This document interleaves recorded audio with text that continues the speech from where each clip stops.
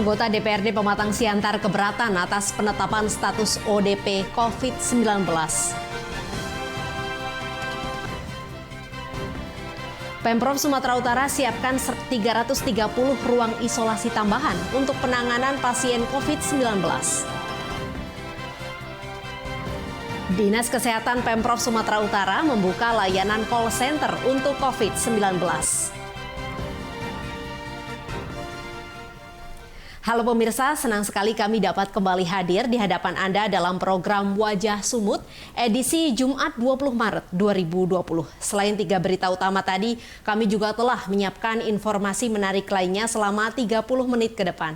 Bersama saya Elverina Hidayat, kita sambut Wajah Sumut selengkapnya.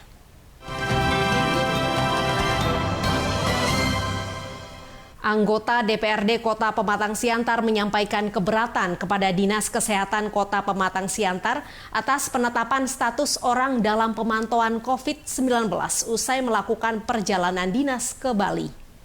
Anggota Bapak datang ke rumah saya hanya membawa anti panas di bandara.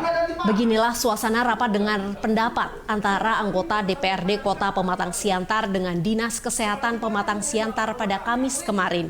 Salah seorang anggota Dewan menyampaikan keberatan atas penetapan status ODP COVID-19 kepada 27 orang anggota Dewan setelah melakukan perjalanan dinas ke Bali pada 11 Maret 2020. Anggota Dewan menyampaikan penetapan status ODP COVID-19 membuat keresahan di masyarakat. Sementara pihak Dinas Kesehatan Pematang Siantar menyatakan seluruh masyarakat yang baru datang dari luar daerah akan diawasi atau diperiksa sesuai dengan standar pencegahan COVID-19. Mitra kami dari Dinas Kesehatan. Ada unsur kesengajaan, mengarah kesengajaan mungkin ya. Ya kami minta klarifikasi balik lah pada Dinas Kesehatan yang sudah membuat berita yang meresahkan masyarakat di tengah. 30 anggota DPRD Kabupaten Toba menjalani pemeriksaan kesehatan untuk mengantisipasi penyebaran COVID-19 usai melakukan kunjungan kerja dari luar Sumatera. Tim dokter menggunakan alat pendeteksi suhu tubuh memeriksa 30 anggota DPRD Kabupaten Toba di ruang Sekretaris Dewan Kabupaten Toba. Secara bergantian, para anggota Dewan diperiksa suhu badannya untuk mencegah penyebaran COVID-19. Mereka baru saja kembali usai melakukan perjalanan dinas dari DKI Jakarta, Semarang, dan Yogyakarta. Sekretaris DPRD Kabupaten Toba, August Sitorus, menyampaikan dari hasil pemeriksaan tidak ditemukan anggota Dewan yang suhu tubuhnya di atas 38 derajat Celcius. Penelitian dari Dinas Kesehatan tidak ada ditemukan gejala-gejala penyebaran virus corona ini. Dan seminggu yang lalu, tepatnya kurang lebih tanggal 7.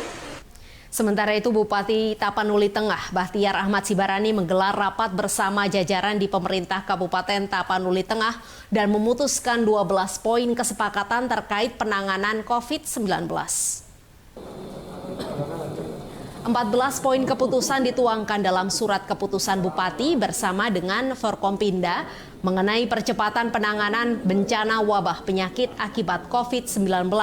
Salah satu poin berisi instruksi meliburkan 658 sekolah, mulai dari tingkat PAUD hingga SMP selama 14 hari hingga 31 Maret 2020. Tempat wisata dan pusat hiburan ditutup untuk sementara waktu, serta diberlakukan sterilisasi di bandara dan juga pembersihan tempat ibadah. OPD tidak diizinkan keluar kota dan melakukan perjalanan dinas tanpa seizin Bupati setempat. Meliburkan anak sekolah selama 14 hari, TK, PAUD, SD, dan SMP sederajat di wilayah Kabupaten Tapanuli Tengah mulai tanggal 18 Maret 2020 sampai dengan 31 Maret 2020 dan belajar mandiri di rumah masing-masing. Kedua, dihimbau perguruan tinggi di wilayah Kabupaten Tapanuli Tengah untuk diliburkan. Ketiga, OPD tidak diizinkan untuk melakukan kegiatan keluar kota perjalanan dinas tanpa seizin Bupati Tapanuli. Pemerintah Kota Sibolga kembali menggelar rapat koordinasi lintas sektor dan Ormas Kota Sibolga dalam rangka mengantisipasi penyebaran COVID-19. Sebelum rapat diadakan, peserta menjalani pemeriksaan suhu tubuh, mencuci tangan dengan sabun antiseptik, dan juga menggunakan hand sanitizer. Rapat dihadiri jajaran Pemko Sibolga, organisasi kedokteran, keperawatan, perwakilan ormas, dan juga tokoh agama. Dalam rapat dibahas mengenai situasi terkini mengenai kasus COVID-19 dan bagaimana mensosialisasikan pencegahan dan juga penyebaran COVID-19 kepada masyarakat. Untuk mengatasi penanganan virus corona ini, dan salah satu moto Pampas untuk penanganan virus corona ini adalah bersama kita memberantas virus corona. Pemerintah Kabupaten Langkat meliburkan sekolah dari mulai tingkat PAUD hingga SMP untuk mencegah penyebaran COVID-19.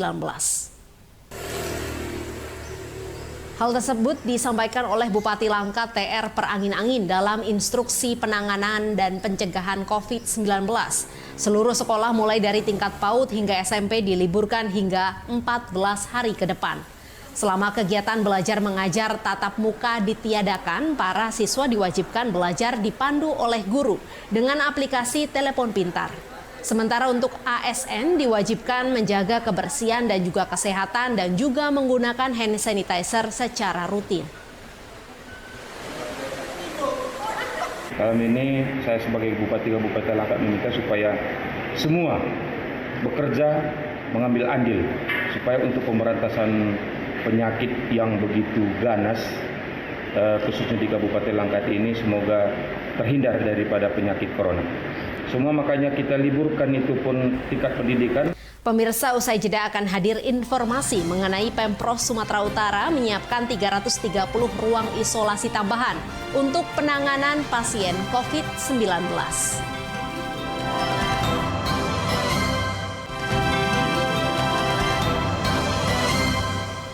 Masih bersama kami di Wajah Sumut. Pemerintah Provinsi Sumatera Utara menyiapkan 330 ruang isolasi tambahan sebagai antisipasi meningkatnya jumlah pasien dalam pengawasan COVID-19. Hal tersebut disampaikan oleh Gubernur Sumatera Utara Edi Rahmayadi usai menggelar rapat bersama puluhan rumah sakit yang ada di kabupaten dan kota di Sumatera Utara. Selain menyediakan 330 ruang isolasi tambahan, akan disediakan ratusan tenaga medis yang bersiaga dalam penanganan kasus COVID-19. Gubernur menargetkan penyediaan 1.000 ruangan isolasi pasien COVID-19 di wilayah Sumatera Utara. Dalam rapat, Kapolda Sumatera Utara Irjen Pol Martuani Sormin juga menyampaikan rencana menyediakan gedung bekas sekolah polisi negara berkapasitas 400 ruangan yang bisa digunakan untuk penanganan pasien COVID-19. Hari ini kita bisa mendapatkan 330, nanti akan dilengkapi oleh Bapak Kapolda sebanyak 400 di SPN yang akan hari ini kita siapkan, sehingga ada 700, kurang lebih 750 ruangan isolasi yang kita buat antisipasi. Saya berharap itu menjadi 1.000 ruangan ke depan ini yang sedang saya koordinasi. Pemerintah Kota Tebing Tinggi telah membentuk Satuan Tugas Pencegahan Penyebaran Virus COVID-19. Namun sejumlah rumah sakit di Kota Tebing Tinggi hingga kini belum memiliki alat pelindung diri bagi tenaga medis yang menangani pasien dalam pengawasan COVID-19. Pemerintah Kota Tebing Tinggi menyiapkan ruang isolasi di Rumah Sakit Umum Daerah Dr. Kumpulan Pane. 8 ruangan disiapkan dengan kapasitas 10 tempat tidur. Namun Wali Kota Tebing Tinggi Umar Zunaidi mengaku belum tersedianya alat pelindung diri bagi tenaga medis yang sesuai standar untuk menangani COVID-19. Alat pelindung diri sangat penting untuk mencegah penularan COVID-19 kepada tim medis. Pemerintah Kota Tebing Tinggi sudah mengajukan permohonan pengadaan alat pelindung diri ke Kementerian Kesehatan karena alat pelindung diri tidak ada dijual di pasaran. Di Kota Tebing Tinggi juga terjadi kelangkaan masker kesehatan dan juga hand sanitizer. Alat pelindung diri bagi petugas-petugas kesehatan. Ini juga tidak bisa kita peroleh dan kita tidak mendapatkannya di Medan, dan ini kita mintakan kepada Kementerian Kesehatan untuk dapat segera dikirimkan ke tebing. Sementara itu, PMI Kota Medan membantu pemerintah Provinsi Sumatera Utara melakukan penyemprotan disinfektan di sejumlah gedung pemerintahan dan juga rumah-rumah ibadah di Kota Medan untuk mencegah penyebaran COVID-19. Penyemprotan cairan disinfektan dimulai dari Masjid Al-Musanif dan diakhiri di kantor Gubernur Sumatera Utara. 200 liter cairan disinfektan disiapkan dalam sehari untuk menyemprot tempat publik, gedung pemerintahan, dan tempat ibadah. Untuk kantor Gubernur Sumatera Utara, penyemprotan dilakukan dimulai dari lobi, lantai 1 hingga lantai 9. Diharapkan dengan penyemprotan cairan disinfektan bisa membasmi virus dan juga mencegah penyebaran COVID-19.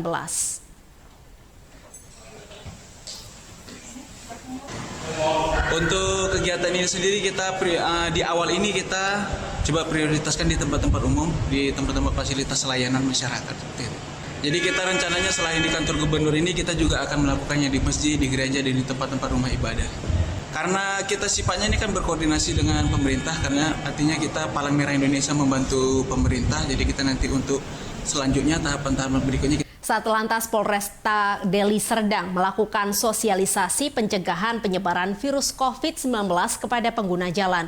Sosialisasi dilakukan dengan cara menunjukkan papan imbauan dan pembagian brosur pencegahan COVID-19.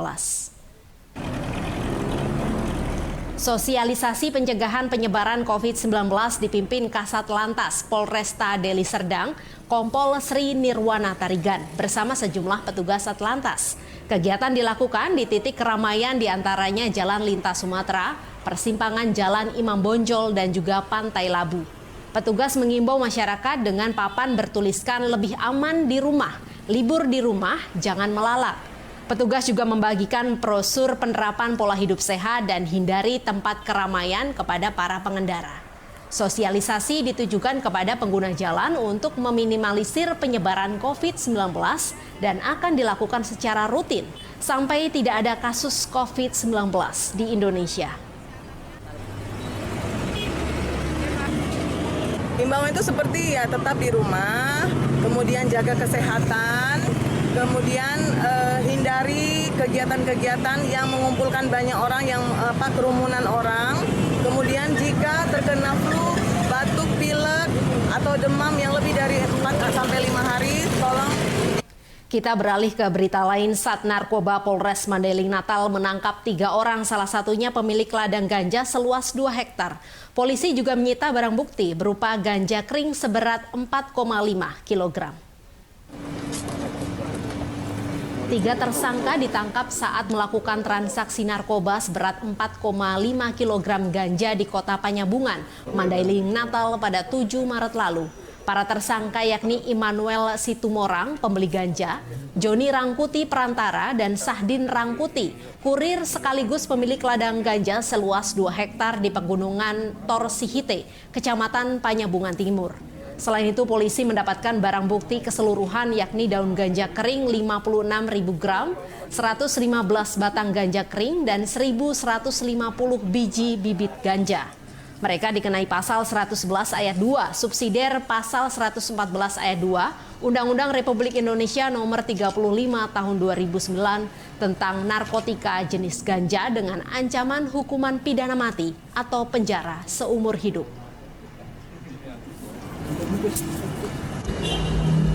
Untuk barang bukti pada saat itu ditemukan 4,5 kg ganja. Dari hasil pendalaman kita, akhirnya kita berhasil menemukan ladang ganja dan pemiliknya adalah saudara. Polsek Indrapura dan Polres Batubara dilaporkan oleh istri korban pembunuhan Darwin ke Propam Polda Sumatera Utara karena tidak terima dengan rekonstruksi yang digelar polisi di Mapolres Batubara pada Minggu lalu.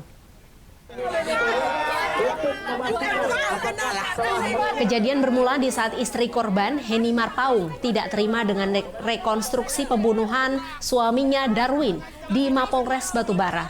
Polisi menetapkan 4 orang tersangka atas kasus dugaan pembunuhan, sedangkan istri korban berpendapat ada pelaku lain yang belum ditetapkan sebagai tersangka.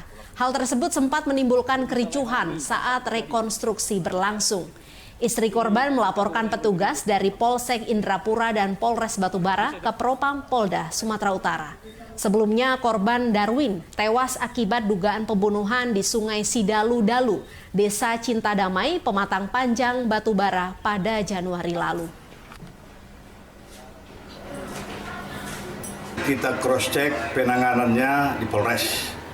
Nanti akan kita bentuk timnya. Bila laporannya benar, hasil pengecekan kami tentu kepada petugas-petugas yang menangani kasus ini di sana. Pemirsa, usai jeda kami akan kembali dengan informasi mengenai Dinas Kesehatan Pemprov Sumatera Utara membuka layanan call center COVID-19. Tetaplah bersama kami.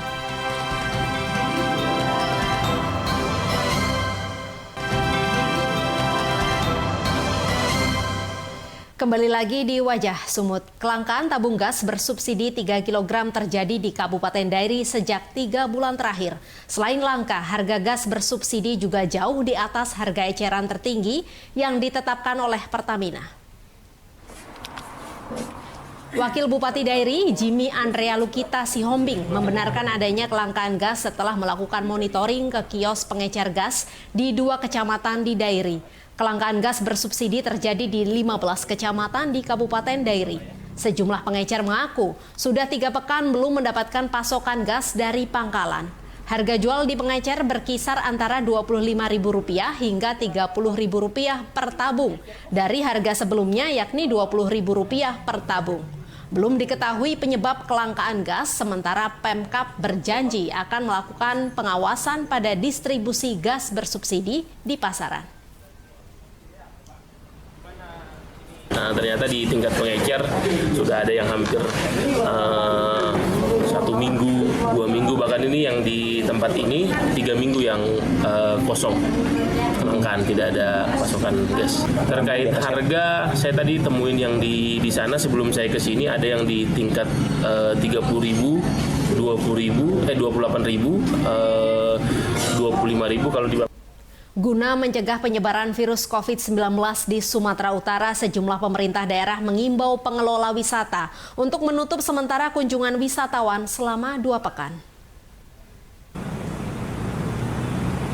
Salah satu objek wisata yang menutup kunjungan wisatawan adalah Istana Maimun, Kota Medan. Aktivitas baik di dalam dan di luar gedung akan ditiadakan selama 2 pekan. Selama penutupan, pengelola Istana Maimun melakukan penyemprotan disinfektan ke seluruh ruangan. Berdasarkan data kunjungan dari awal Maret, ada lebih dari 5.000 wisatawan yang berkunjung ke Istana Maimun.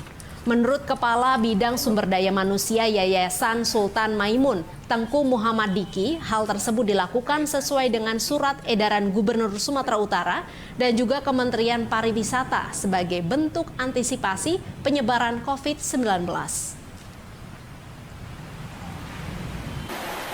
Sementara di Kabupaten Langkat, objek wisata seperti Bukit Lawang dan Tangkahan juga telah ditutup selama 2 pekan. Bupati Langkat terbit rencana perangin-angin menyatakan kedua objek wisata tersebut ditutup karena kerap dikunjungi oleh wisatawan baik lokal maupun mancanegara. Dinas Pariwisata Kabupaten Langkat juga akan berkoordinasi dengan pihak imigrasi untuk memastikan keberadaan sejumlah wisatawan mancanegara yang saat ini masih berada di 2 lokasi wisata tersebut. Langkah Pemkab Langkat sampai hari ini sudah kita lakukan kepada Kadis Pariwisata supaya untuk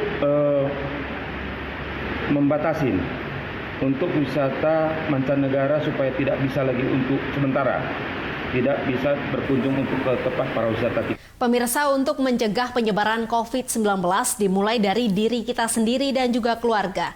Kita simak tanggapan warga Kota Medan, apa saja langkah pencegahan penyebaran COVID-19 yang sudah mereka lakukan berikut ini. Langkah apa saja sih yang kamu lakukan untuk mencegah COVID-19 ini, Dek?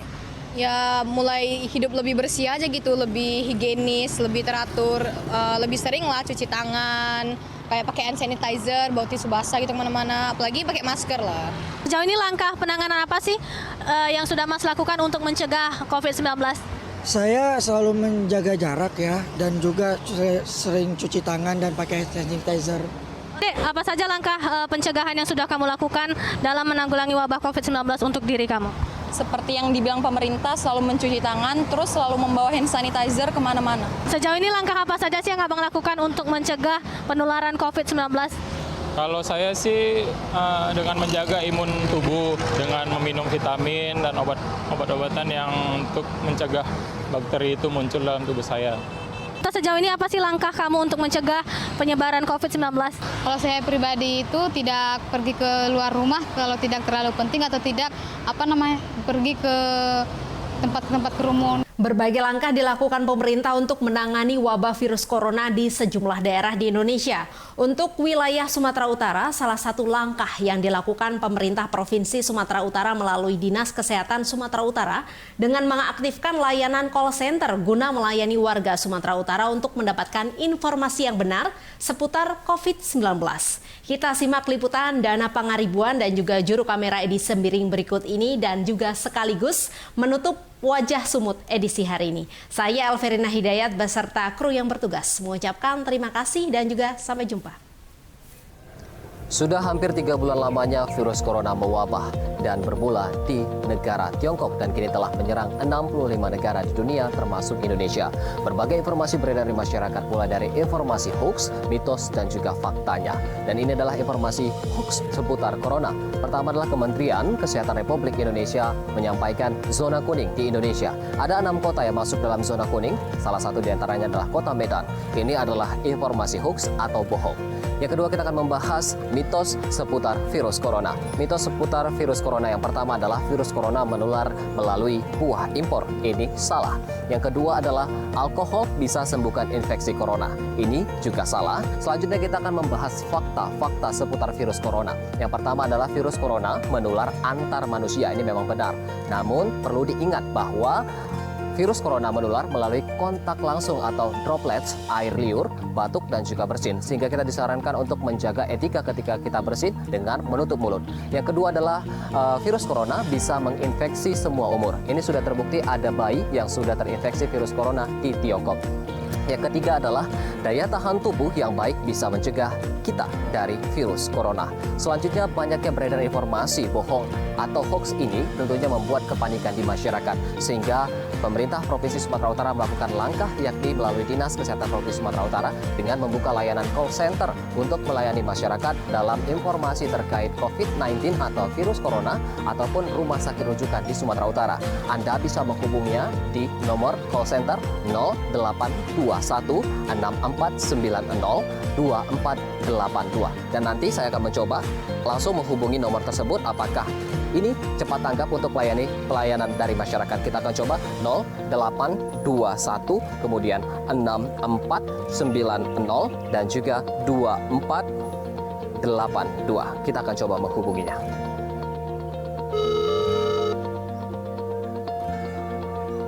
Halo, selamat siang. Call center COVID-19 di Dinas Kesehatan Provinsi. Bapak, kalau untuk yang call center ini layanan seperti apa yang bisa saya dapatkan, Pak?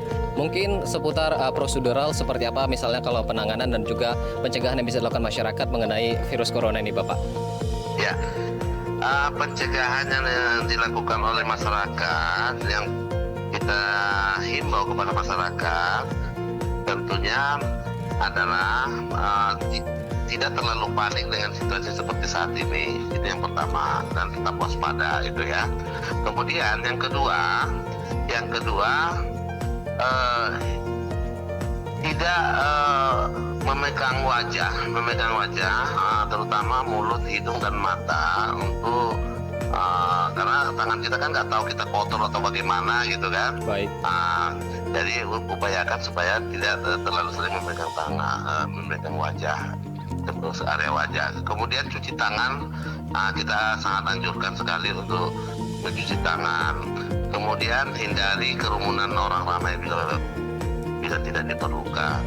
Baik Bapak, terima kasih atas informasinya. Baik Bapak. Nah pemirsa, memang tadi saya sudah menghubungi nomor call center untuk pelayanan virus corona di Sumatera Utara. Tadi cukup cepat untuk diangkat dan tadi call center menyampaikan bahwa ada beberapa informasi terkait dengan penanganan ataupun pencegahan virus corona yang bisa dilakukan masyarakat. Kemudian tadi ada disampaikan rumah sakit rujukan di mana ada 5 rumah sakit rujukan untuk penanganan virus corona di Sumatera Utara. Selain itu tadi juga ditambahkan bahwa setiap penelpon yang menghubungi call center ini sendiri disarankan untuk menyampaikan informasi tentang pencegahan ataupun bahaya virus corona kepada masyarakat di sekitar, dan juga ini dapat membantu penyebaran informasi yang mengedukasi masyarakat tentang dampak dari bahaya virus corona. Dan inilah salah satu bentuk pelayanan ataupun langkah yang dilakukan oleh pemerintah Provinsi Sumatera Utara dalam penanganan virus corona atau COVID-19. Demikian dari Medan, Sumatera Utara, Dana Pangaribuan, Edi Sembiring, Metro TV.